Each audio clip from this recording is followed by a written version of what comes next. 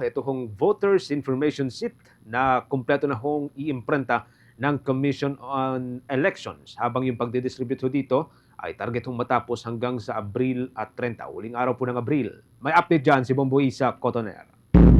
Bombo Genesis, Bombo Jai, natapos ng iimprenta ng Commission on Elections sa tuwang National Printing Office sa mga voters information sheet na ipapamigay sa kada isang botante para sa halalan sa Mayo. Natapos nila ang mahigit 68 million ng mga voters information sheet sa loob ng 47 days. Ang voters information sheet ay 4 na pahinang gabay para sa mga botante. Nakalagay na rin dito ang kanilang pangalan, polling precinct number, lugar kung saan sila boboto, kumpletong listahan ng mga kandidato at mga gabay sa pagboto. Ito ay maaari nilang dalhin mismo at magsilbing kodigo o cheat sheet nila sa araw mismo ng halalan.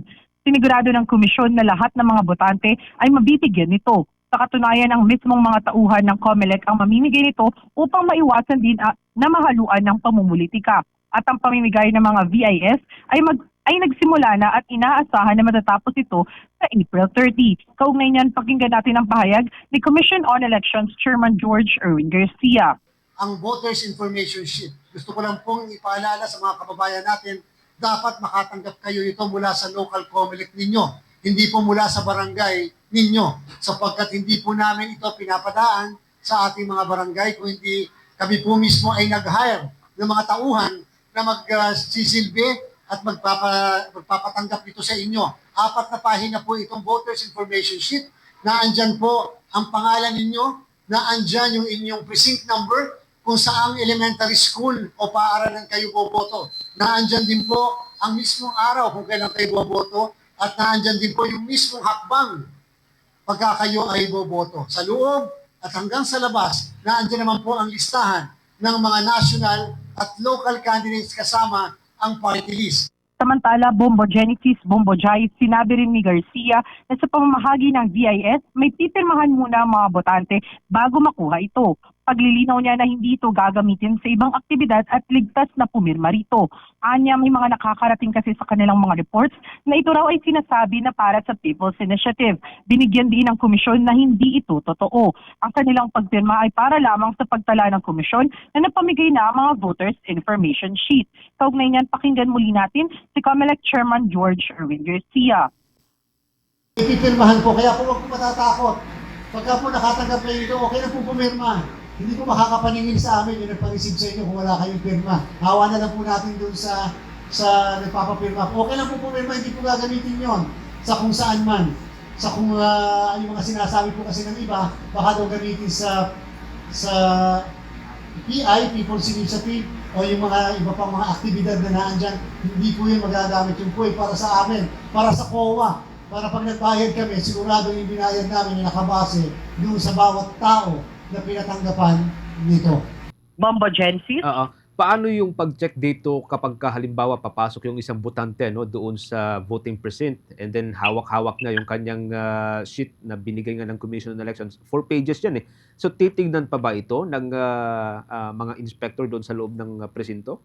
Actually, no, Bombo Genesis, katulad nung nasabi ni COMELEC Chairman Garcia kanina sa pagpapaliwanag niya, inabisuhan niya na rin yung mga tauhan, no, yung mga magiging electoral board members sa araw mismo ng halalan, na kapag ito yung hawak nila na papel na papasok sa presinto, agaran nila itong papayagan. Ngunit hindi rin naman niya pinagbabawalan, no, na baka may iba na naman silang kodigo or may cheat sheet o may iba silang ginawang papel.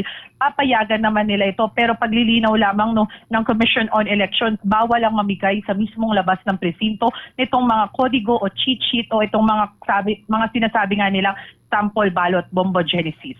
Yun nga yung tanong dito, Bombo Isa, no. Halimbawa, doon sa local level kasi may mga politiko, no, may mga kandidato na nagbibigay ng mga information sheet, nakalagay din doon information sheet, and minsan ginagaya itong binibigay ng Commission on Elections. 4 pages ito, minsan binibigay 2 pages lang, pero parang gayang-gaya. So paano yan? I-check ba yung authenticity ng sheet na gagamitin ng mga botante? May mga magche-check ba nito? Or paano? Paano yung magiging sistema dito kung na-explain ni Chairman Garcia? Bombo Genesis, no, katulad nung sinabi ni COMELEC Chairman George Erwin Garcia kanina, may mga impormasyon kasi talaga na sa komisyon lang sa komisyon lang manggagaling. So meaning hindi lahat, no, katulad na lamang ng mga address, polling precincts, ganyan, hindi lahat yan mabibigay sa publiko. Kaya tiwala sila, no, na itong voters information sheet na ipapamigay sa mga botante, meron silang mga tinitignan, no, na talagang kunwari mga logo o kaya yung mismong layout, no, Bombo Genesis. At saka katulad din ng sinabi ni COMELEC Chairman George Erwin Garcia, may mga impormasyon na hindi alam ang mga publiko na ang COMELEC lamang ang nakakaalam. Kaya dun pa lamang, no, Bombo Genesis, tiniyak talaga nila na hindi ito magagaya. At paglilinaw niya naman na hindi rin naman talaga nila pinagbabawalan na magkaroon ng mga sample ballots o iba pang kodigo ang mga botante. Ang kanilang tinitignan lamang, no, kung kaya na itong voters information sheet na lamang ang madala ng mga botante dahil nga ay ito ay kompleto na ng mga impormasyon na kailangan nila, ito na lamang ang dalhin sa loob ng presinto sa araw ng halalan, Bombo Genesis. Ang maalala ko dun sa mga nakalipas na mga coverage natin, no, sa Bombo Radio Philippines, minsan may mga nakikita tayo na parang ganito, yung pinapakita natin kanina, Bombo Isa, and minsan nakalagay na doon yung pangalan ng mga politiko. So yung mga yon binibigay ng mga kandidato mismo doon sa mga botante a few days before yung mismong halalan. So hopefully hindi rin to yung mangyari, ano? Baka mamaya sabihin ng mga botante, ito yung binigay ng COMELEC, yun pala binigay ng mga kandidato wherein doon na mismo nakalista yung pangalan. Hopefully hindi naman mangyari ito, ano? Sakali. Yes. Oo, no, Bombo Genesis. Kasi katulad nga rin ng sinabi ni COMELEC Chairman George Erwin Garcia, wala nang dahilan talaga para pa talagang tumanggap nitong mga sample ballots. Kasi itong voters information sheet nga ay talagang kumpleto na ng mga kailangan na impormasyon ng mga botante natin para sa halalan, no, sa Mayo 12, Bombo Genesis. Okay, sige. Maraming salamat. Ingat ka dyan, Bombo Isa. Mula sa National Printing Office, Quezon City, Bombo Isa Cotaner para sa The Vote 2025 coverage ng Bombo Radio Philippines, the #1 and most trusted radio network in the country. Basta Radio, Bombo!